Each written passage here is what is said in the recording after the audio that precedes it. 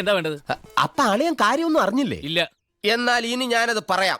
ആരും വരയ്ക്കും കണ്ടസ്റ്റൻസിനോട് കൺഫർമേഷൻ പറഞ്ഞിട്ടില്ല. കാരണം മറ്റൊന്നുമല്ല, കഴിഞ്ഞ സീസൺ 5ാമത്തെ സീസണായ കഴിഞ്ഞ സീസണിൽ കൺഫർമേഷൻ നേരത്തെ പറഞ്ഞത് കാരണം ഇതിൽ സെലക്ട് ആയ പല ആൾക്കാരും നേരത്തെ തന്നെ വിളിച്ച് സംസാരിക്കുകയും അവര് പലതും കാണും. നീ അതൊന്നും അന്വേഷിക്കണ്ട. മീറ്റിംഗ് അറേഞ്ച് ചെയ്യും. ബിഗ് ബോസ് പോകുന്നതിന് മുന്നേ തന്നെ മീറ്റിംഗ് അറേഞ്ച് ചെയ്യുകയും അവരൊരു ഗെയിം പ്ലാൻ നേരത്തെ തന്നെ ഉണ്ടാക്കുകയും ചെയ്തിരുന്നു. നമുക്കറിയാം, ഏറ്റവും മോശം ഈ 5 സീസണ് അപേക്ഷിച്ച് ഏറ്റവും മോശം സീസൺ ആയിരുന്നു 5ാമത്തെ സീസൺ.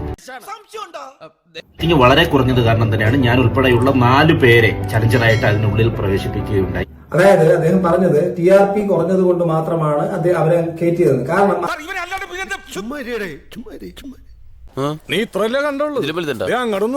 ബിഗ് ബോസ് സീസൺ 5നെ കുറിച്ച് ആവശ്യത്തിനും അനാവശ്യത്തിനും കോൺട്രവേഴ്സി ഉണ്ടാക്കിക്കൊണ്ടിരിക്കുന്ന ചില ആരാധകരോടും മുന്നും ചില മത്സരാർത്ഥികളോടും കൂടി എനിക്ക് പറയാനുള്ളൊരു കാര്യം എന്ന് പറയുന്നത്, ബിഗ് ബോസ് സീസൺ 5 സ്വാമിയെ നിന്നെ അങ്ങനെ അങ്ങ് ആയിരുന്നു ഇതുവരെ നടന്ന ബിഗ് ബോസുകളിൽ ഏഷ്യാനെറ്റിന് ഏറ്റവും കൂടുതൽ ലാഭം ഉണ്ടാക്കി കൊടുത്ത സീസൺ.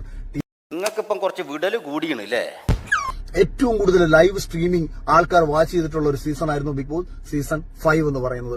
പിന്നെ ബിഗ് ബോസ് അങ്ങനത്തെ ഒരു വർത്താനോ ഈ വിവരക്കേടും കോമാളിത്തരങ്ങളും സമൂഹത്തിന്റെ മുന്നിൽ കിടന്ന് കാട്ടിക്കൂട്ടുന്നതല്ല, ഹൌസിനുള്ളിൽ കിടന്ന് കാട്ടിക്കൂട്ടുന്നത് ഒരു ഷോയുടെ ഭാഗമാണെന്നും പുറത്തിറങ്ങി കാട്ടിക്കൂട്ടുന്നത് കോമാളികളുടെ സ്വഭാവമാണെന്നും തിരിച്ചറിഞ്ഞ ബിഗ് ബോസ് സീസണിലെ മത്സരാർത്ഥികൾ അവർ അവരുടെ കാര്യം നോക്കി അവർ അവരുടെ മേഖലകളിൽ വളരെ മാനവും മര്യാദയ്ക്കും മുന്നോട്ട് പോകും. അതെ, താങ്കൾ മുമ്പ് പുറത്തിറങ്ങി കാണിച്ച ആൾക്കാരെ കുറിച്ച് താങ്കൾ വിമർശിക്കുന്നു, എന്നിട്ട് താങ്കൾ BB-യിലേക്ക് പോയി, എന്നിട്ട് താങ്കൾ ഇപ്പൊ പുറത്തിറങ്ങി വന്നിട്ട് അങ്ങനെ പറയില്ല എന്ന് പറഞ്ഞിട്ട് താങ്കൾ അതേ പരിപാടി താങ്കൾ കാണിക്കുന്നു. ഇതാണ് എന്റെ ഒരു വൈരുദ്ധ്യം.